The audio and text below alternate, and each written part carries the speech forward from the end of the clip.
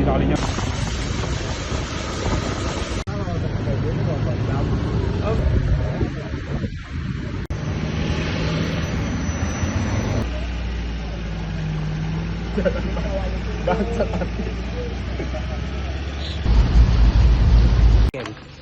Di PAUD. Anu ada acara di mobil dijaki lah. Sekarang itu aja. Foto aja. Kabar.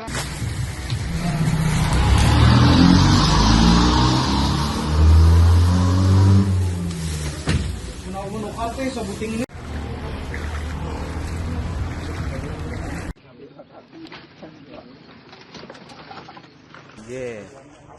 Untuk sekolah yang terdampak banjir.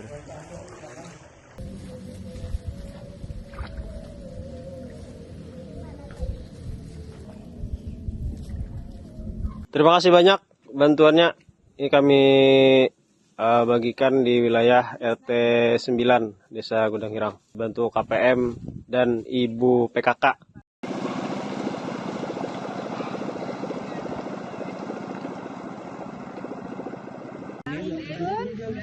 Tinggi, dia seminggu 2 kali ya.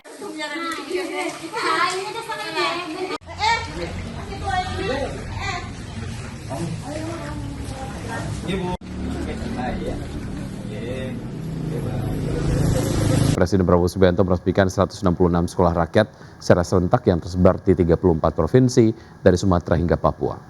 Ya, peresmian secara serentak 166 sekolah rakyat yang tersebar di 34 provinsi ini dipusatkan di Sekolah Rakyat Terpadu atau SRT 9 Banjarbaru, Kalimantan Selatan. Presiden menegaskan hadirnya program sekolah rakyat ini diharapkan menjadi motor penggerak pemerataan kualitas pendidikan anak bangsa dari Sumatera hingga Papua. Hingga saat ini sejak mulai beroperasi pada pertengahan 2025, program sekolah rakyat ini telah menampung hampir 16.000 siswa dan menyerap lebih dari 7.000 tenaga pendidik serta kependidikan di tahap perintisan. Pemerintah sendiri menargetkan pembangunan infrastruktur pendidikan hingga mencapai angka 500 sekolah. Kita tergerak, teringat, kenapa? Kita teringat, bayangkan kalau waktu itu kita, saya dan menteri-menteri tidak ambil sikap yang berani. Mari kita berbuat yang mungkin tidak lazim. Kita bikin sekolah yang terbaik, sekolah berasrama untuk mereka-mereka yang mungkin tidak punya harapan. Mereka yang dari keluarga yang kondisinya tertinggal. Saudara-saudara, anak-anak sekolah rakyat, murid-murid, anak-anakku, jangan kau kecil hati, jangan kau malu orang tuamu hanya buruh atau hanya petani miskin atau hanya tukang pemulung. Jangan kau malu. Mereka mulia, mereka kerja keras, halal, bekerja dengan keringat untuk masa depanmu. Jangan pernah kecil hati. Ya, sementara itu pemirsa, Menteri Sosial Saifullah Yusuf menegaskan sekolah rakyat bukan hanya sebagai pendidikan bagi anak-anak yang putus sekolah, melainkan sekolah rakyat menjadi salah satu jembatan bagi keluarga kurang mampu dalam mengubah nasib kehidupan melalui jalur pendidikan. Dalam peresmian 166 sekolah rakyat di 34 provinsi secara serentak dari Sumatera hingga Papua, Mensos Saifullah Yusuf mengatakan banyak harapan dari keluarga kurang mampu yang mulai tumbuh usai anaknya mengenyam pendidikan di sekolah rakyat. Dalam menjalankan sekolah rakyat, Kementerian Sosial menggandeng banyak pihak dalam mengembangkan minat dan bakat dari peserta didik sekolah rakyat. Selain mendapatkan pendidikan akademik, Mensos menegaskan pengelola sekolah rakyat bekerja sama dengan Kementerian Pendidikan Tinggi, Sains, dan Teknologi untuk memberikan pendampingan. Gus Ipul menyebutkan di sekolah rakyat juga melatih potensi wirausaha dari para peserta didiknya. Hal tersebut sebagai langkah untuk menyiapkan lulusan sekolah rakyat yang tidak hanya terampil di bidang akademik namun juga berpotensi menjadi pengusaha-pengusaha mandiri. Gus Ipul meyakini deretan langkah strategis membuat sekolah rakyat bukan hanya mengubah hidup dari peserta didik namun juga nasib dari keluarganya. Untuk memutus mata rantai kemiskinan melalui pendidikan, Karena itulah sekolah rakyat memuliakan wong cilik, menjangkau yang belum terjangkau dan memungkinkan yang tidak mungkin. Sekolah rakyat berfungsi sebagai jembatan masa depan dan merubah nasib dari keluarga kurang mampu. Keberhasilan ini semakin nyata karena kami berangkat dari satu keyakinan, tidak ada ciptaan Tuhan yang sia-sia. Setiap manusia diciptakan dengan keunikan dan justru disitulah letak kekuatannya. Ketika keunikan itu dirawat dan diarahkan, ia menjadi modal untuk meraih masa. Informasi selanjutnya, Indonesia dan China resmi menyepakati dan menandatangani nota kesepahaman investasi untuk 16 proyek besar senilai 2,19 miliar dolar Amerika atau sekitar 36,4 triliun rupiah. Ya, kerjasama mencakup berbagai sektor strategis yang tertuang dalam Two Countries Twin Parks. Pemerintah Indonesia dan China resmi menandatangani nota kesepahaman investasi untuk 16 proyek besar senilai 2,19 miliar dolar Amerika atau sekitar 36,4 triliun rupiah.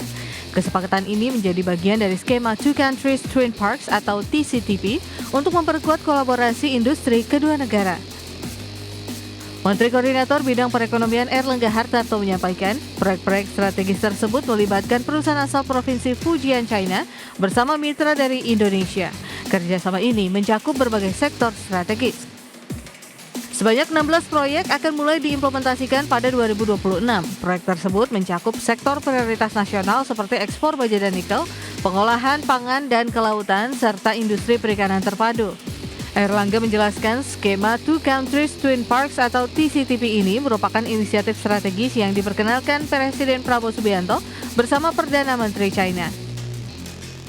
Model kerjasama Two Countries Twin Park ini akan dilakukan di 3 lokasi, yakni di kawasan industri Batang, kawasan industri Wijaya Kusuma di Semarang, serta kawasan industri Bintan.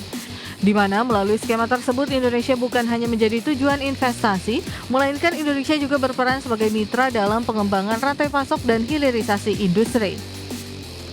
Erlangga menilai kerjasama Indonesia dan China memiliki potensi ekonomi besar.